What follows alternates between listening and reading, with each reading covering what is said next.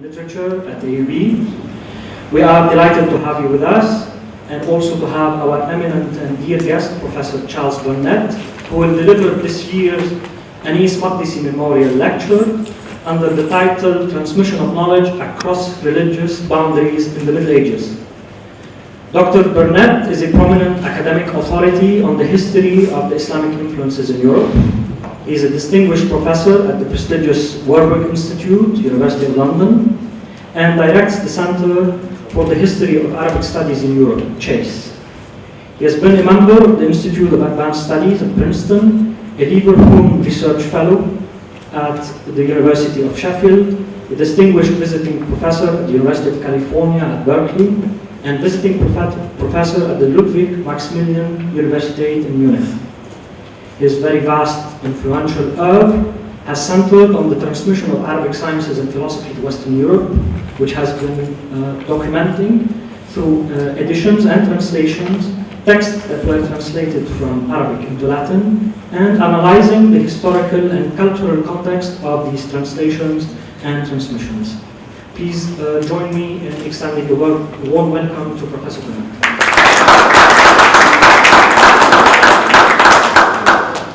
Thank you very much, Nader. I hope you will excuse me when I quote Arabic, because my Arabic isn't very fluent. I do have a handout which may or may not be useful for the talk. I hope that what I say will be clear and interesting. What I would like to address this afternoon is the impact of religions on the transmission of scientific and philosophical learning in the Mediterranean world in the Middle Ages. This sounds an enormous subject, but in fact, the simple answer as to what effect did religions have on the texts of works translated in science is very little. What I'm talking about is the transmission of Greek learning in philosophy, mathematics, medicine, and magic into the Islamic world and then into Western Europe. In the first stage, occurring mainly in the late 8th to the early 10th century in Baghdad, it was predominantly Christians, Nestorian Church of the East Christians, who were doing the translating for their co-religionists or for Muslim patrons in Baghdad. Hunayn ibn Ishaq, his son Ishaq ibn Hunayn, and his nephew Hubaish, and Qusta ibn Luqa were all Christians, as were many of the doctors of the period. Later in the 9th century, Thabit ibn Qurra, a consummate mathematician and astronomer, translator and reviser of the works of the Hunayn school, came from Sabi'ans stock, if he wasn't a Sabi'an himself, wearing a totally different hat from that which he wore when translating Ptolemy, Euclid, etc. He described, this time in Syriac, the religion of the Sabi'ans, a planet-worshipping sect who attributed their holy scripture to Hermes. In turn, Yahya ibn Barmak, a patron of the translators, was of Buddhist origin. His grandfather was the custodian of the Nawbakhr in Balkh, present-day Afghanistan, a very important Buddhist shrine, and the conduit through which texts in Sanskrit on medicine, astronomy, and moral tales reached Baghdad. Translations were also made from Middle Persian, for example, by Masha Allah, who happened to be a Persian Jew, and by Zoroastrians. From his kunya al-Majusi, the Magus, it is clear that Ali ibn al-Abbas al-Majusi, the 10th century Arabic medical writer, had a Zoroastrian background. As for the transmission of the same texts, often the same texts from Arabic into the Western European languages, occurring mainly in Spain between the late 11th and the mid-13th century, many of the translators into Latin were Christians, but Jews helped them to interpret the Arabic. Ibn Dawood, who helped Dominicus Gundisalinus translate works of psychology, a certain Solomon, the wisest of the Jews, who helped Alfred of Shersill understand mineralogy, a Phileas Abaumet Judaeus, a son of Abaumet the Jew, who was also described as being nevertheless a good man, Probus Vir, who helped Salio of Padua translate a work on astrology from Arabic, or from Arabic. Texts are attributed to Jews. A work on the astrolabe is described as being what Abraham ibn Ezra dictated. Abraham Barhia translated a work on trigonometry that he had originally written in Hebrew, Arabic material. A large corpus of works on the science of the stars and on magic was translated into Castilian by Jews in the court of Alfonso X, king of Leon and Castile, in the 3rd quarter of the 13th century. The most prolific of these Jews were Judah ben Moses and Johann Dasla. The secular sciences, by their very definition, steered clear of race and religion, one would expect. Nevertheless, we do have some statements that imply that race and religion may have got in the way of a smooth transmission. This is the statement by Ibn Abdun, the market overseer of Seville in the early 12th century, who told the market traders that, I quote, they shouldn't sell to Jews or Christians books concerning science because they translate them and attribute them to their co-religionists and to their bishops. Later in the same century, Barhia Hanakdan, an Oxford Jew who translated Adelard of Bath's Natural Questions from Latin into Hebrew, wrote in his preface, I was worried about translating these subjects since I found them in non-Jewish writings, but they were originally translated from Hebrew into Latin, and I wished to cleanse the subjects from the defilement of the Gentile and restore them to the holy language.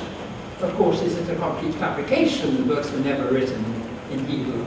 They were composed originally in Latin.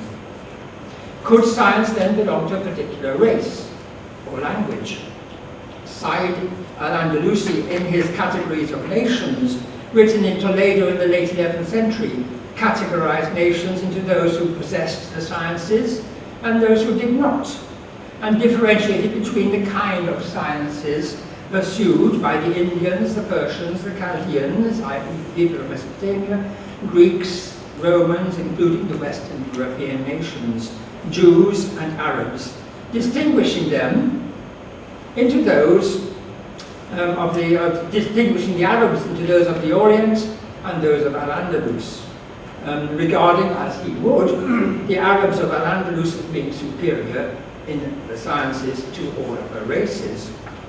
But he also referred to races and peoples who were ignorant of the sciences or who were just not good scientists, including the Chinese. But in relating different sciences to different races, Said did not make any religious distinctions. But did different nations have proprietorial rights over the sciences that they produced, or different religious communities regard that sciences belonged to them? One way of circumventing proprietorial rights was to claim that the scientific learning arose in times which far preceded the divisions of religions into Christianity, into Judaism, into Islam. A tradition deriving the science from a legendary distant past was developed by the adherents of the Shububiyya, pro-Iranian movement within early Islam. Abu Sahl al-Fadl al-Naubacht, who, as the name suggests, had Persian origins, wrote that the many varieties of science descended from Babylon to Egypt and India. A knowledge of astronomy and astrology is especially associated with Jam, the son of Awan Jahan. Afterwards, he continues, there ruled Dahak ibn Qai in the period of Jupiter, and he built a city named after that planet in Iraq. In this city, he constructed 12 palaces named after the 12 signs of the zodiac, and installed in each a library and a group of scholars. He goes on, this is quite a long quotation, he goes on to say, the greatest of these scientists, Hermes, abandoned the city and went to Egypt, where he became king. He brought with him much learning, though most of the wisdom remained behind. When Alexander invaded Persia, he raised Al-Madain and destroyed the stones and pieces of wood bearing inscriptions. However, he had the Persian manuscripts in the treasure houses and archives of Persepolis translated into Greek and Egyptian before they were burnt. The translations were sent to Egypt, but on the advice of their prophets, the Persian prophets Zarathustra and Damask, earlier Persian kings had concealed copies of those books on the confines of India and China, where they escaped the ravages of Alexander the Great. Iraq then was without learning till the reign of Ardashir ibn Babak, the first Sasanian emperor, who sent to India, China, and Rum, Byzantium, for copies of the lost books and had them translated back into Persian. And he goes on to say this, building up this picture of very ancient, of the antiquity of sciences, which far precedes any of his contemporary religions. We find a similar strategy for attributing hoary antiquity of science in the writings of Herman of Carinthia, a translator of works on the science of the stars from Arabic into Latin in the mid-12th century. And I would like to dwell on Herman's words a little, one aim of which is to justify translating from Arabic into Latin, from Arabic the language of the Muslims, of the infidels. In his preface to the book on the essences, De Essenties, a text on the universe and man based largely on Arabic sources that he had translated, he refers to the joint enterprise of his fellow translator, Robert of Ketton, and himself. Our most earnest labour acquired from the depths of the treasures of the Arabs is what they want to reveal to the Latins. He decides that the essentials of this Arabic knowledge must be revealed to the people at large.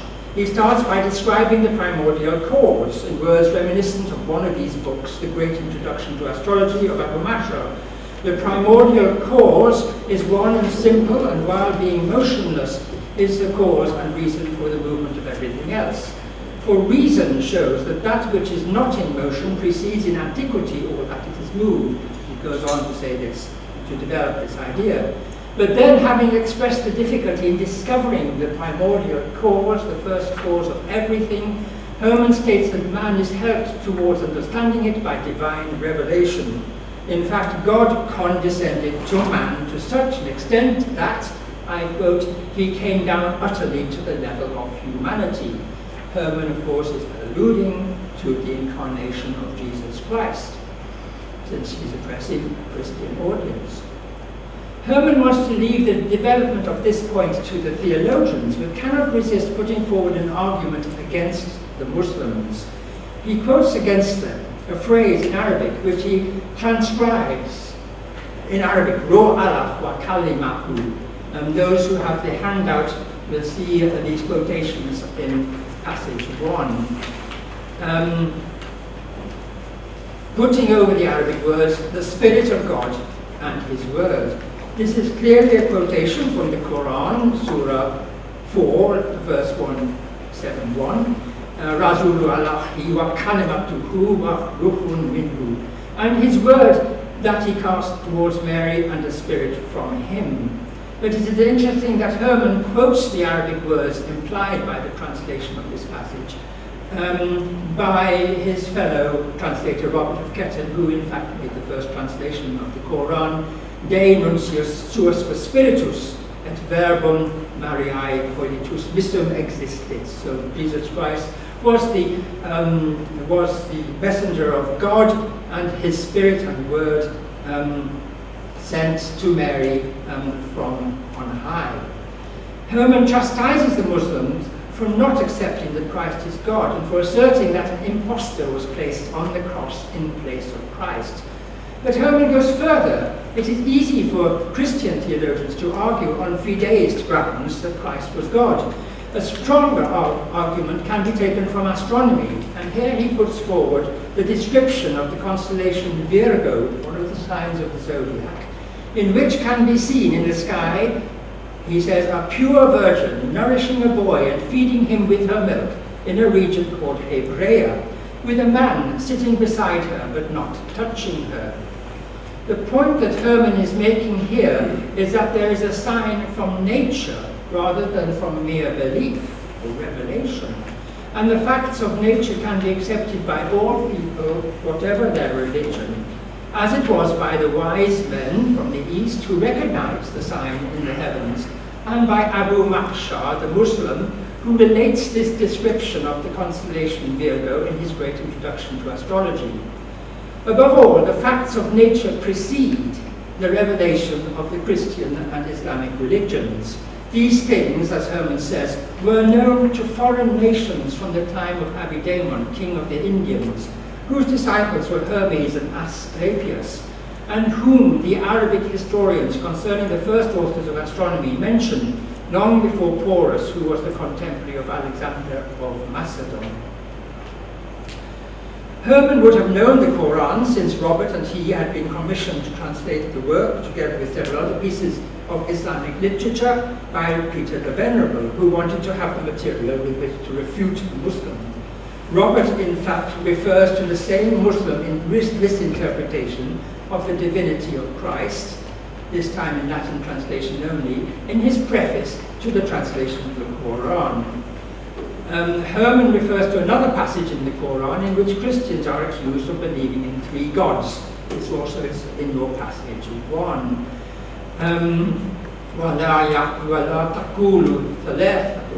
Reflected in Herman's words, non ut Ismaelita putat triplicem, not as the Ismailite, the Muslim believes, a triple God. But what is important is that science provides firmer testimony, and testimony which is likely to be accepted by all peoples, than does the revelation to a specific people. Therefore, one can take scientific learning from any source, and that is Herman's justification for taking his work on cosmology, his own doctrines on cosmology and astronomy, from the Arabs in his work on the essences. Nevertheless, this hoary ancient learning on natural science in all its varieties picked up some elements of the religions through which it passed in transmission from Greek into Arabic, from Arabic into Latin. And these elements could not always be accepted without adaptation to the religion of the receivers of these texts. Hunayn ibn Ishaq deliberately glossed over or changed the references to pagan gods in the texts he translated from Greek. The Greek gods became angels, malaic. Thus Aphrodite, Pandemos, the common Aphrodite who presides over human love, in the Arabic translation of Artemidorus' dream book, became the angel Aphrodite who belongs to the people. In the Hippocratic oath, Apollo the healer becomes God who grants life and health. A parallel phenomenon can be observed in an Arabic version of On the Nature of Man, written by Nemesius, a 4th century bishop of Emesa, Homs, in which all the Christian elements have been left out. The opinion of the Hebrews concerning chaos becomes that of certain people, whilst the Bible becomes certain books. And even God, you would expect God is uncontroversial, but even God becomes wisdom. Perhaps there's a here attempt to make the science independent of any revealed religion. What happens when Arabic texts are translated into Latin or Western European vernacular? Sometimes the religious elements are retained, especially in the case of literal translations. And indeed, in the 12th century, the height of the period of translations from Arabic to Latin, the literal method of translation became the norm. There is a chapter on finding the direction of Mecca, Qibla, in the work of Qusta ibn Luqa on the spherical astrolabe, though Qusta himself was Christian. He was writing obviously for a Muslim audience. And this chapter is retained in the Castilian translation made by a Jew under the auspices of Alfonso X. In the work on the rise of sciences, the phrase La ilaha illa Allah, there's no God but God, is preserved. You can see it in passage 2. Deus praeter known as Deus, God, other than whom there is no God. The same phrase is translated by Gerard Cremona, the greatest of the Arabic Latin translators, in an alchemical text on alums and salts, in slightly different words. Deus sine quo known as Deus, God without whom there is no God. Deus scivit, in another alchemical text, preserves a typical Islamic resort, Allah A'lam, and the Ibn Allah often occurs in astrological works in the form Deo annuente, such and such will happen with God's permission. The basmala, which precedes every Arabic text, in the name of God the merciful and compassionate, is regularly translated as in nomine Domini Misericordis et Pii, in the name of God the merciful and pious, or Misericordis, compassionate. Although we sometimes find a Christian formula substituted in nomine Domini Jesu Christi, there should be no problem about God, who is the same for Christians and Muslims alike. But what happens when the translator is confronted with the phrase that often or regularly follows the basmala, God's blessing on Muhammad and his family and companions, and grant them salvation, or the like? One possibility was just to leave this phrase out. But such was the desire of the translators to be faithful to the original text that they were unwilling to leave anything out that was in the Arabic. So they faced a dilemma. In Abu Mash'ar's great book on historical astrology, the Kitab fil Duwal wal Milal, translated as the Magnis Conjunctive Omnibus, or on the Great Conjunctions, in two versions, an original and revised version, the ending in Arabic, as one would expect, is completed with the help and support of God. Praise be to God only, and God bless our Lord Muhammad and his family and companions and grant them salvation. We find this in passage 3. Both the original Latin translator and the reviser have no problems with the references to Allah, translating the first phrase as completus est cum laude Dei et auxilio eos, completed with the praise of God and with his help. But in what follows, they have maliciously substituted maledictio for benedictio. The curse upon Muhammad obviously caused compunction in at least one early scribe or reader of the revised version who crossed out the last phrase in its entirety, and this is what I've done on your handout, passage 3.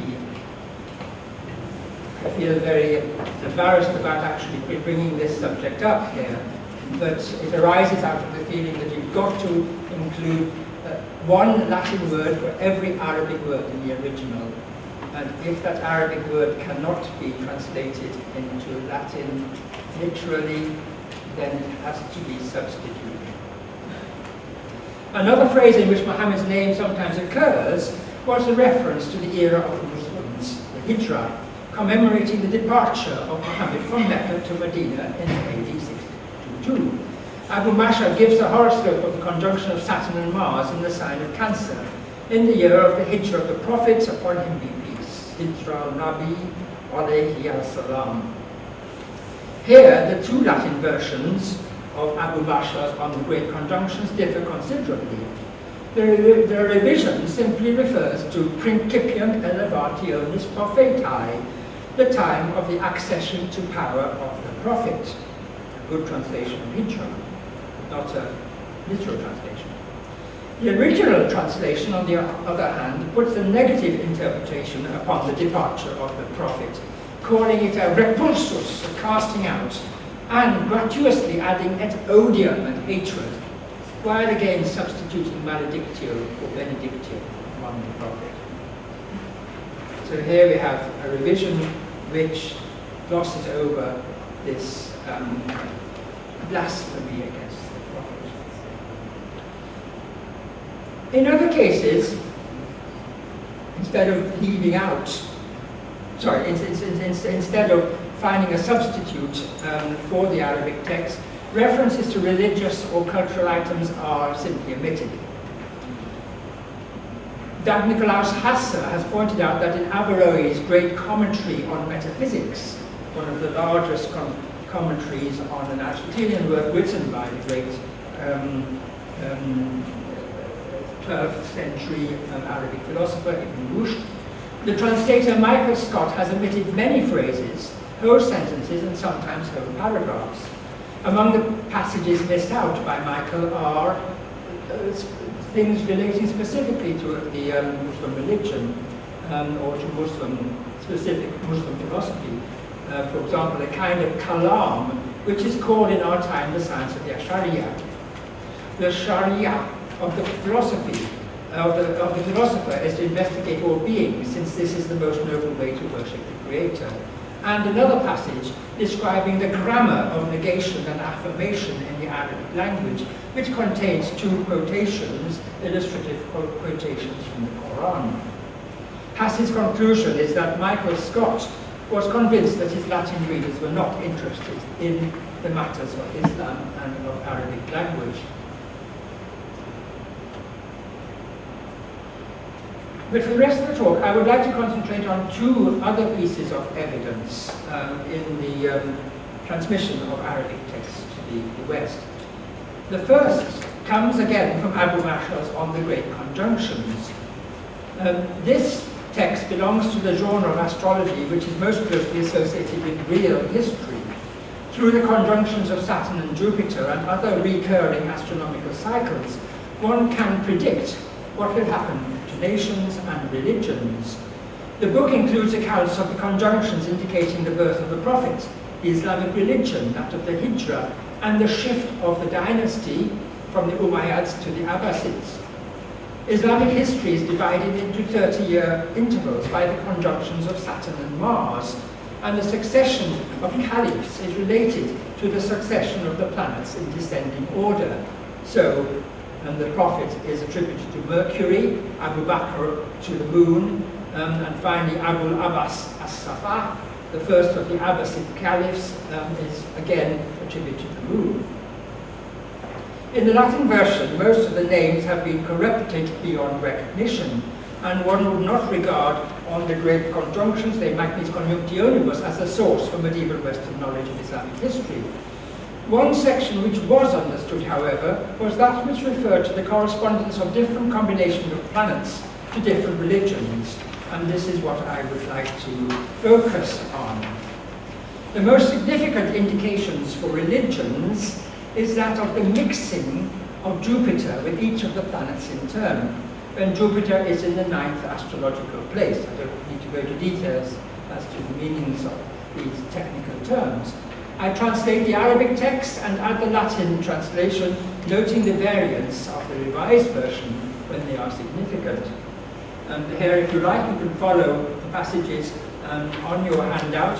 In passage 4, if Jupiter mixes with Saturn, it indicates that the faith of the people of that religion is Judaism, which is similar to the quality of Saturn, since the other planets apply to it, but it doesn't apply to any planet among them. Similarly, the people of all other faiths agree with Judaism, but Judaism does not agree with them. And this is translated quite literally into Latin, no problem here. The words in Latin are the same as those, meaning in Latin is the same as that in Arabic. But when we come on to the next planet, Jupiter mixing with Mars, we find that this is associated with, or indicates Mazdaism, i.e. Zoroastrianism, the state religion of the Persians, the religion of fire. So that is why it naturally belongs to Mars, the god of the planet of fire.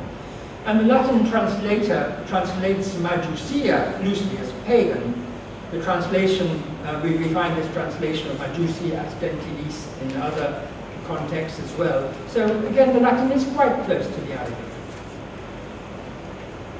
If the sun mixes with Jupiter, this is passage 5, it indicates the worship of the planets, graven images and idols. And here the Latin, again, is quite close to the Arabic, except there's a convenient gloss to the sculpturae, the statues, a gloss which gives the Arabic word anida, which is obviously related to nid, and a quotation which is very close to, a phrase which is very close to a phrase in the Quran, which I quote in my passage here, فَلَا تَجْعَلُوا لِلَّهِ أَنْدَادًا.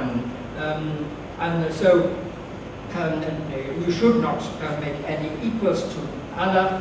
And here in Latin we have anida, meaning those things which are made equal to the Creator. So this shows some knowledge even of Islamic, or probably of the Quran, or of the Islamic religion, on the part of the glossator to this translation. It becomes a little bit more dicey when we get to the next one. If Venus mixes with Jupiter, it indicates the revealed religion and monotheism, like Islam and the like. Venus is the planet of Islam. So what does the Latin translator do with this? First of all, he seems to confuse two words which are very similar in Arabic. In fact, his Arabic manuscript might already have this variant. Instead of Zahira, the revealed, we had before him Tahira, clean. So Saturn indicates, Venus indicates the clean religion. But secondly, he does not hide the fact that this clean religion, which is also the religion of unity, Tawhid, is the religion of the Saracens. He doesn't introduce at this stage any criticism of Islam. He translates Tawhid as unitas, which bears the connotation of the oneness of God, just as trinitas is used for the threeness of God's persons. But then we come to Mercury. This is passage 7. If Mercury mixes with Jupiter, it indicates Christianity and every faith containing antipathy, jafar, doubt, shock, and trouble. This is how it is in the Arabic. What does the Latin translator do with this? Again, he seems to have slight variations in his Arabic text. Instead of jafar, he has kafar. Very similar in just a matter of the dot being above instead of below the line. And he translates this as hiddenness. And also instead of shak for doubt, he seems to have shad, which is seriousness. But this doesn't make any difference. He doesn't in this way make Christianity more attractive. He still says, if Jupiter is combined with Mercury, it signifies a Christian faith, and every faith in which there is hiddenness and seriousness and hard work and trouble. So he's not glossing over this rather derogatory description of Christianity. So far, we have seen a noble attempt by one or more translators, the original reviser of one of the great conjunctions, to reproduce the exact meaning of the Arabic.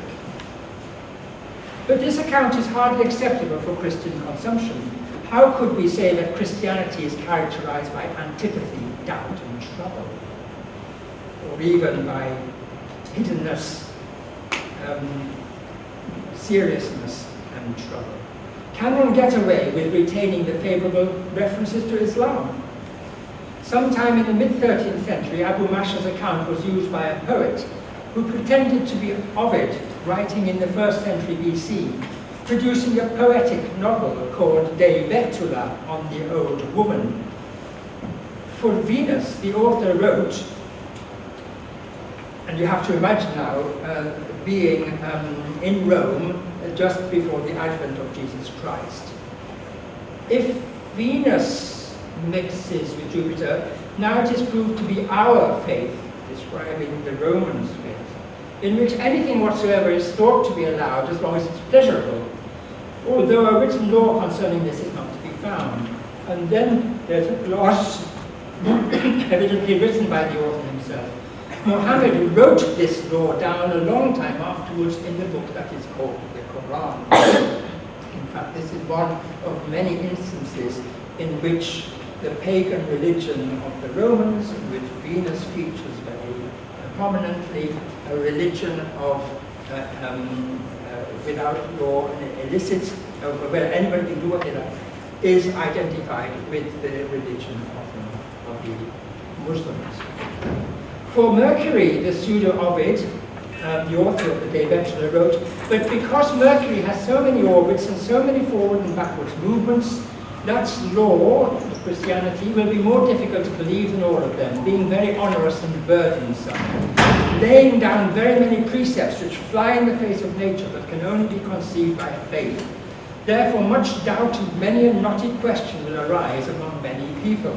But because Mercury is the indicator of writing and calculation, he gets this from another source, another astrological source, through which every law has to be established, and especially because it will promise not marvels in the present time, but the conveniences of eternal life, it will be defended by so many very subtle arguments that it will always stand firm and strong until the last law of the moon destroys it, along with the others, or at least suspends it. So here he's taking this literal translation from the Arabic and turns it so that it becomes supporting of Christianity. And we find this is done in a very similar way by the famous English scientist and educational reformer Roger Bacon in his Opus Maius of 1268. So here we have, I summarize, an example of a translation being reasonably faithful to a translator being reasonably faithful to his original text. The translator, according to the norms of the 12th century laid down in antiquity by Boethius, must not impose anything of himself, let alone his own religion, onto the text. But the readers, in this case the anonymous author of De Vetula and Roger Bacon, can then bend the meaning of the translation to suit their own ends. And it is here that religious and national considerations, ethnic considerations, show themselves most conspicuously. The second and final example comes from the last chapters of the Metaphysics of Avicenna, the last book of the Shifa, Cure from Ignorance. Since this is Avicenna's own take on the metaphysics of Aristotle, it deals with the same subject that we saw Hermann of Carinthia dealing with at the beginning of his work on the essences, being as being, the difference between essence and existence, the first cause, God.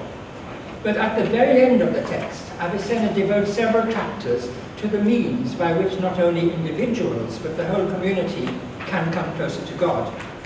This has to be effected by a legislator, Sani or Shari, who provides the binding rules for the community, the Sunnah and the Sharia, the customary procedures and the canonical law, and who is, of course, the prophet, Nabi, a remarkable person who is closest to God and in whose hands lies the power to appoint the successor, Khalifa. The last three chapters of Book 10 of the Metaphysics are replete with Islamic religious language, with the duties of the Muslim to pray, salah, to fast, saum, to fight for the faith, jihad, to go on pilgrimage, hajj, with the laws of marriage and divorce, the Sharia and the Sunnah. Avicenna, of course, in keeping with the purpose of the Shifa as a whole, establishes arguments for the necessity of the prophet and of laws for the community. His argument for praying and pilgrimage, for example, is that, to use Schmacker and Marlborough's translation, certain areas of land must be designated as best suited for worship and as belonging to God, exalted be He. Certain acts which people must perform, as for example sacrificial offerings, must be specified as belonging exclusively to God, exalted be He, for these help greatly in this connection.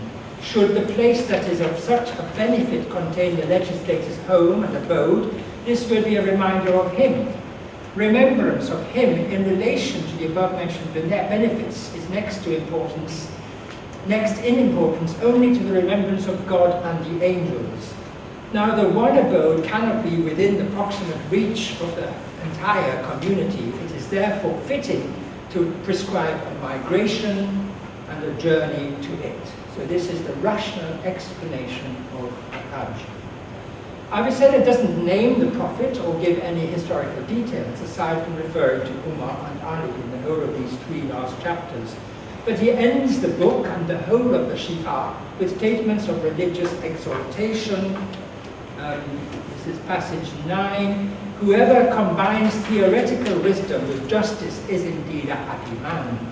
And whoever, in addition to this, wins the prophetic qualities becomes almost a human god, a Rab Insani.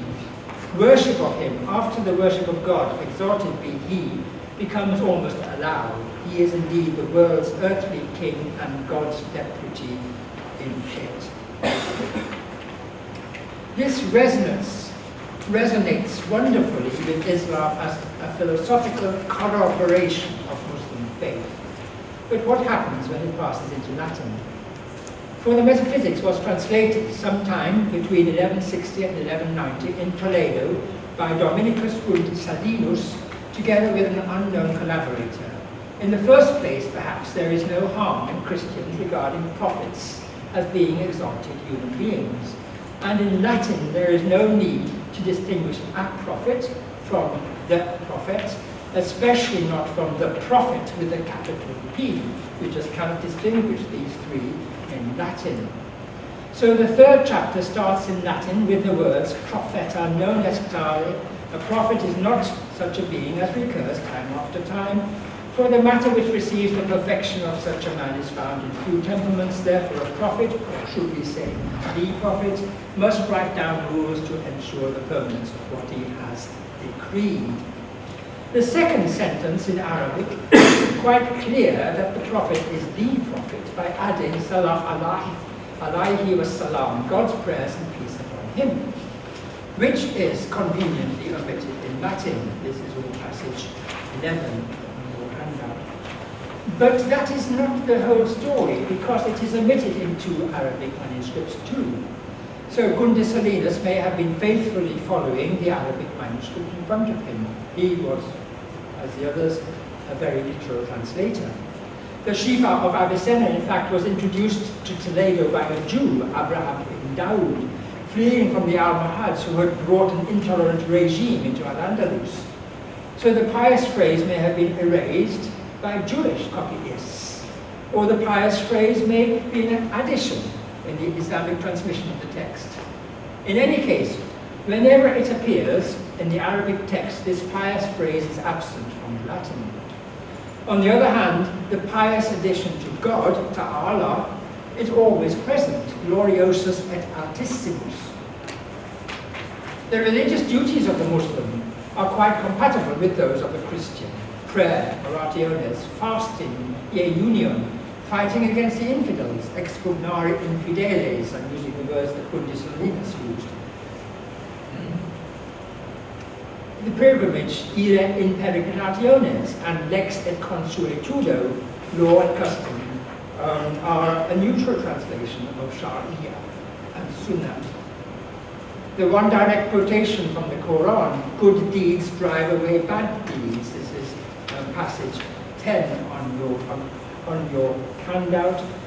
Sounds innocent enough in Gundesalinus' Latin setting. Ideo dixit propheta veritatis quod eleemotionae tollunt peccata. Therefore the prophet of truth said that acts of mercy remove sins. Note that in Arabic the equivalent of propheta veritatis is al-qa'il al-haq, the one speaking the truth. Propheta has been introduced there in the Latin. Some of the detail of legislation in the Arabic text are glossed over or omitted, that women should wear the veil and be secluded from men, becomes, therefore, women should be kept behind doors and curtains. And details about sexual relations between men and women have been omitted, perhaps out of prudery rather than religious scruple. In relation to the succession, some details have been about the instances in which a caliph can be deposed, and the references to Umar and Ali have been omitted.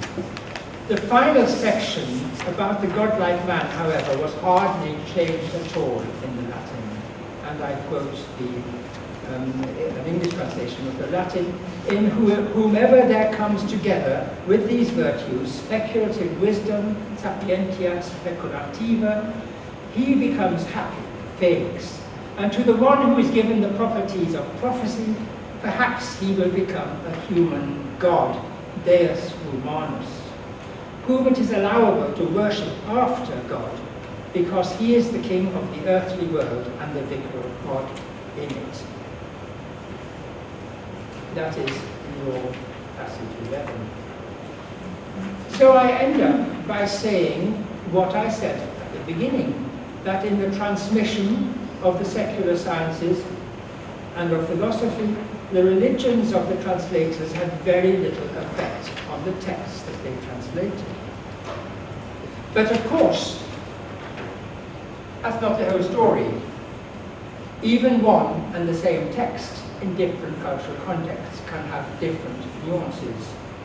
As Jorge Luis Borges demonstrated in his story about Pierre Menard, who, in the 20th century, tries to translate Don Quixote as closely as possible and ends up writing exactly the same words that Cervantes wrote. But in the early 20th century, these words have a very different significance than they did in the early 17th century. Similarly, a prophet is not one whose like recurs in every period, has a very different ring in the ears of an 11th century Muslim than in those of a late 12th century Christian. To take up the image that Nader Bizri chose for the poster advertising my talk, one could say that there is a subtle alchemy working on the meaning of the text, which does not manifest itself in words. Sometimes it is left to another scholar to bring that changed meaning to the surface, as we have seen in the author of the De Vetula in respect to the literal translation of Abu Mash'ar's On the Great Conjunctions. At other times, we are obliged to insinuate that meaning ourselves. Thank you very much.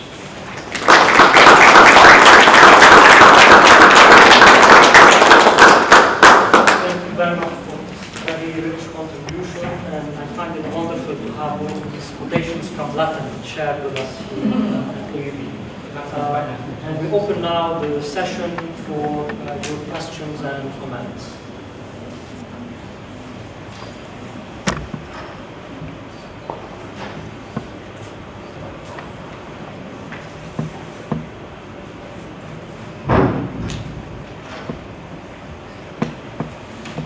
Thank you. Professor, I wonder if you could just elaborate a little bit on how Venus came to be associated with the religion of Islam. The microphone. Is there a microphone? This is an interesting question. It is obvious that Venus is associated with the religion of Islam because their holy day is Friday, which is the day of Venus. This was very convenient for critics of Islam because one of the main criticisms by Europeans, by Christians, of Muslims, of Muhammad in particular, was that they were very prone to lasciviousness. Muhammad had 40 wives and innumerable concubines. This was because he was a worshipper of Venus. So the association of Venus and Islam is there all the time. To what extent, I mean, Muslims, as you see, regard Venus as their planet, and then there is this strange connection between the Venus that is the planet of Muslims and the Venus who is worshipped by the ancient Romans. But at the moment, all I can say is that the association of Islam with Venus is tied up very closely with that of worshipping on Friday. Yes? Thank you very much for a very interesting lecture. I just wanted to make a small note that this problem of translation even goes to 16th century Germany. I mean, Luther based all his salvation on faith by adding one word, Roman. You are saved only by faith. This only does not happen in the Vulgate or in the original. Yes. And Luther added it, and he made a whole religion out of a single word that he added, translating the Bible. Thank you very much. I just wanted to make that notice. Yeah. If I had the time to go into the Renaissance period, Luther's period, in fact, I could have said something a little bit different, because when all these texts were translated on science and philosophy from Arabic into Latin, the Arabs were regarded as being superior to the Europeans as scientists, as mathematicians, as astronomers, as philosophers, and the European, and also as being the true inheritors of ancient Greek philosophy, Aristotle in particular. And therefore, translators made a great effort to find and translate all these works by Aristotle, by Averroes, by Avicenna, Al-Ghazali, Al-Farabi, from Arabic into Latin, because this was the cutting edge of research.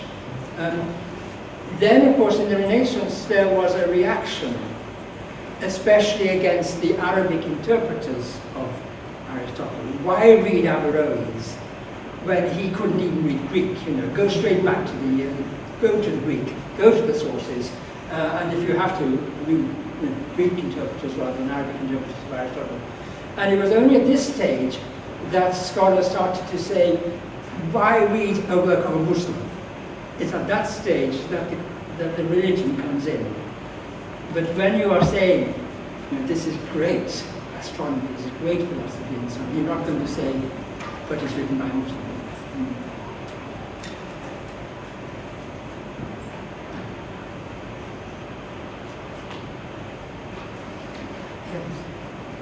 Maybe a foolish question, but following up on Daria's question.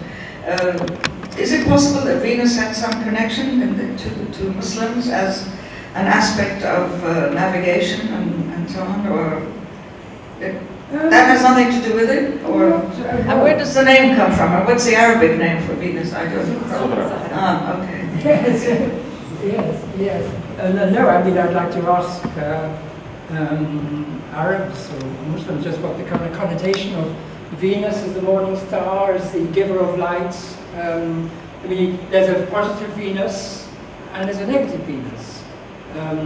Just as Aphrodite in Greek has the positive side, you have the celestial Venus, and you have the Venus of the people, the earthly Venus. And the earthly Venus is all about love between men and women, or between men and men.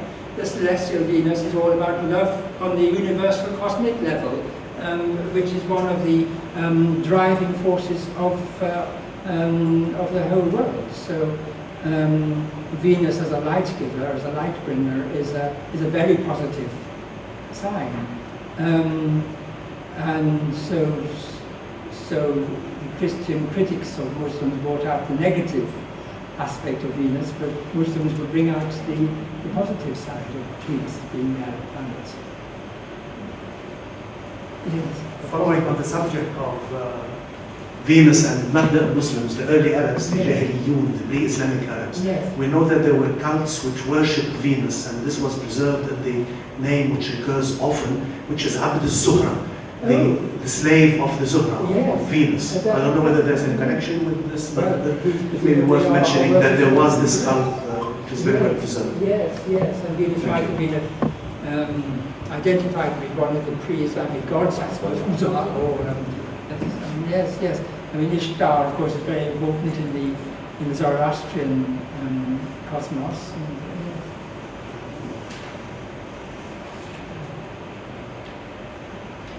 I have a very technical question first. In your example number 7, when Jafar becomes, in Latin reading, Khafa, and Shadda, so it's a reading problem. It's a reading problem, yes, indeed. Yes, the translator hasn't altered it. He's just read what he's found. And this is one of the interesting things in looking at the translations in detail, that you have variants in the Latin which reflect different pointing in the Arabic, points in different places. Or you have a revision in which somebody seems to have had access to a different Arabic manuscript with slightly different readings, but you can see, you can sort of trace the history of the Arabic manuscripts as an editor, as it were, by just looking at the Latin and indeed the Hebrew translations, which also reflect the Arabic, because they're so literal, so you can guess at every single word which the translator had in front of him, because he didn't miss a word out, and he generally always translated the same word, the same Arabic word by the same Latin word.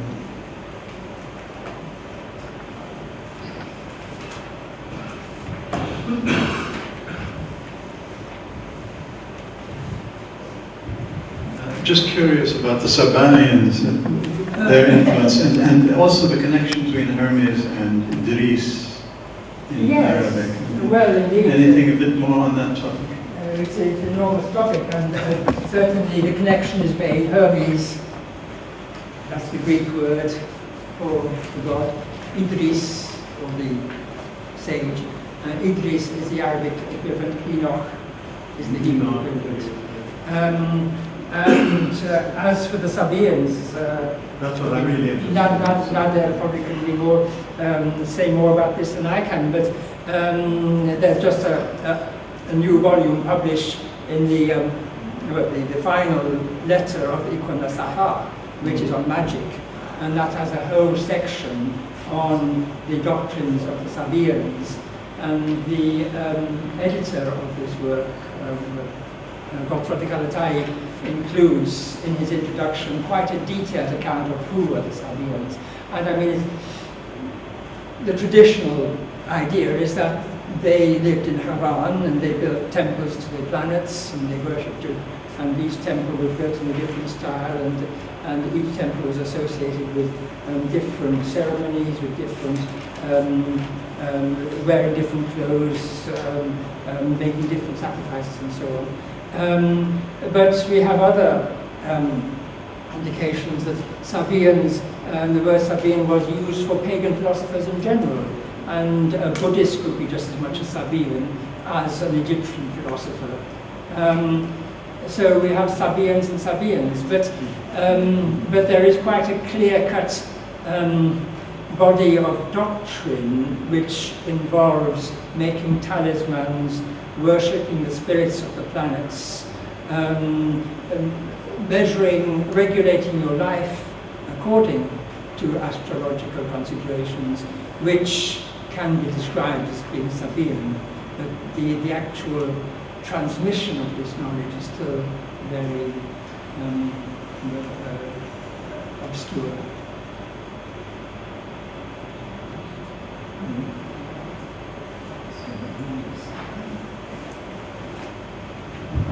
And another very personal question, as I'm being involved into translation from Christian theology to Muslim contemporary theology, so it just arises my curiosity in how far the term Isa ibn Maryam that has been translated without any comment here. So today I can tell you that is much more difficult. So a term like Messiah would normally be translated as Jesus, the son of Miriam, which you would not expect to meet in a Christian version. So there is here a light-hearted spirit at work. I can't explain. Comparison also isn't very fair because we talk about very, very different contexts. But still, it's striking. Yes. I mean, the Christian translator could very well have, how to say, Dominus Noster or something, couldn't be our Lord, But he doesn't. He just translates it exactly as it is in the Arabic.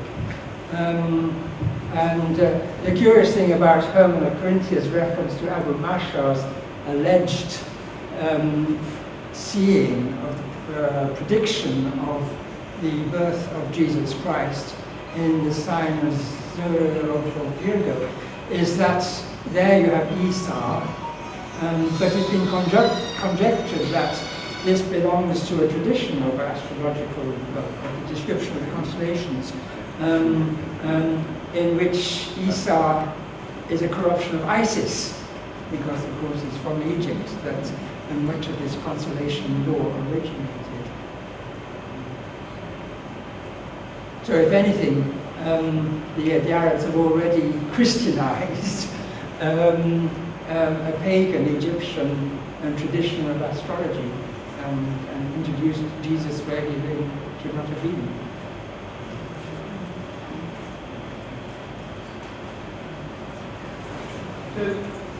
Excuse my ignorance, but what is the theory of translation? You mentioned such extreme attention to detail. So did this come out of practice, or did it come out of some theory? It certainly had theory behind it.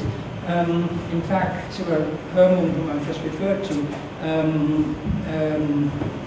in one of the prefaces the preface to one of his translations, apologizes for occasionally not being very literal. When he says he and his colleague, Robert of Ketton, should be following the method of Boethius. And so this method of Boethius is invoked in the 12th century. And if you go and look at Boethius's introduction to his translation from Greek of Porphyry's commentary on the categories, we see Boethius saying, I do not, in translating these philosophical texts, I am not following the way of the orator who makes beautiful Latin out of the Greek, but rather of the fides interpres, the faithful interpreter. And this term comes from the law court, where the testimony of witnesses has to be translated absolutely literally. And you're thinking of the Roman Empire, in which people spoke all kinds of different languages. Boethius justifies using the sense that this method of the fides interpres, where what is important is the res, is the matter, rather than the beauty of speech. But there's a whole tradition here that's taken up in the Middle Ages of what is the best way of translating. Burgundio Pisa, who was also translating from Greek at the same time in the 12th century, he's translating theological works, and he says that in theology, when you're dealing with sacred texts, or commentaries on sacred texts, it's even more important not to put anything of yourself into it, but making sure that you follow the exact words of the writer, the original author, even the same order of the words, because there is something sacred in the order.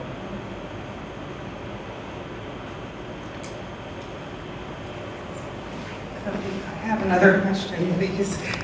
So the findings of your research, could one be so bold as to push it to a conclusion and say that neither race nor religion mattered ultimately? Or would that be too explicit a statement? Well,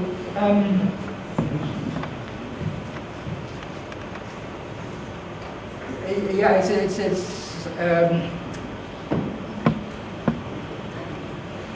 in so many subjects, it's religion is irrelevant anyway. If you're translating Euclid's elements, work on geometry, there's nothing. There's no religious elements, as it were, in the work. What's a little bit more, maybe I was a bit confused over this, but the end of the metaphysics of the Shifa of Avicenna actually deals with religious subjects, and that's another matter, really. And then you have translations of the Quran itself. Robert of Ketton is translating the Quran. But even if you look at the translation of the Quran by Robert of Ketton, he is very faithful to the original meaning. And he even uses tafsir, Arabic commentaries, to get at the original meaning. His profession as a translator was to reveal what was in the original text, not to comment on it.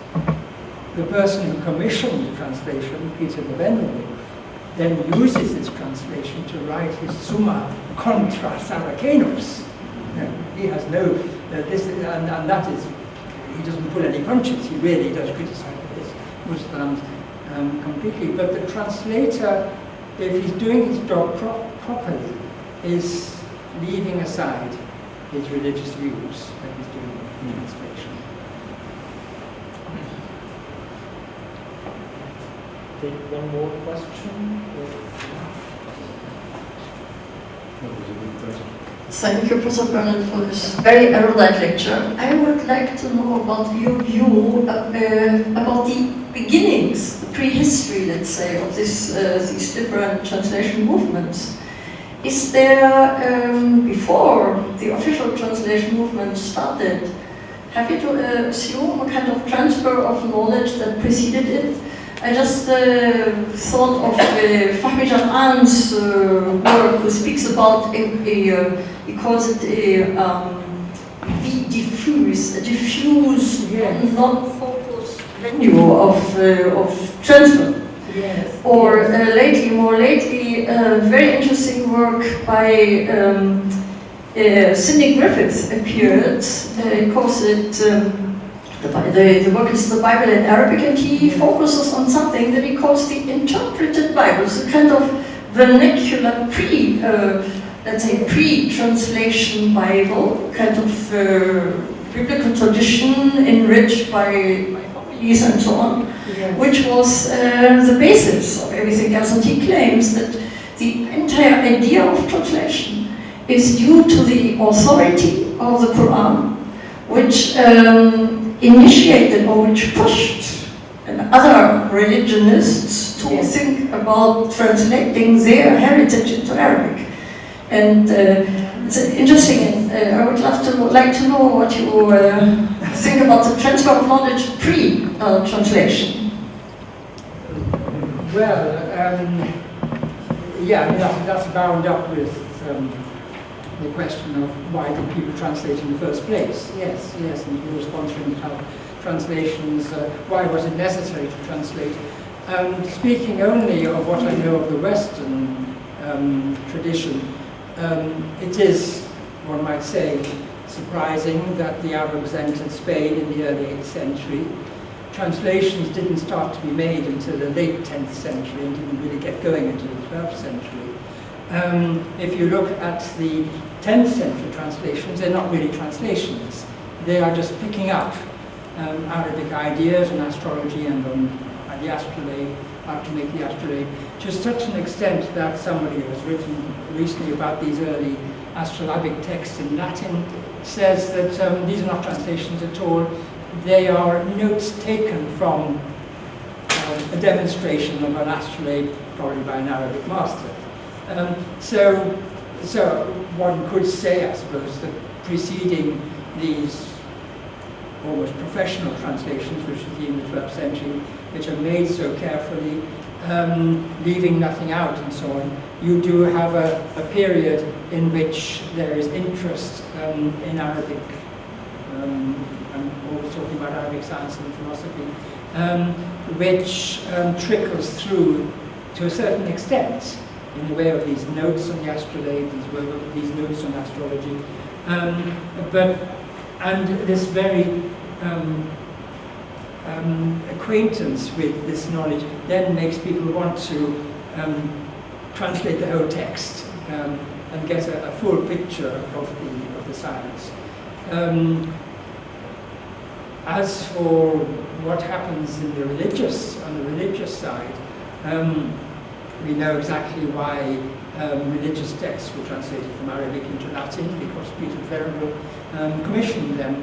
And then we have also all this evidence, well, before that though, we have all this evidence of Mozarabs not actually translating, translating parts of the Bible from Latin into Arabic, but especially annotating in the margins of Latin manuscripts, just translating odd verses of the Latin. And that is something which is we're still getting to know, really, what the Mozarabs were doing as Christians in Al-Andalus, confronting Arabic texts. But the idea that you brought up from Cindy Griffiths is something I have to follow up. Thank you very much for this scholarly session. It's a pleasure and privilege for us to have this. Thank you very much.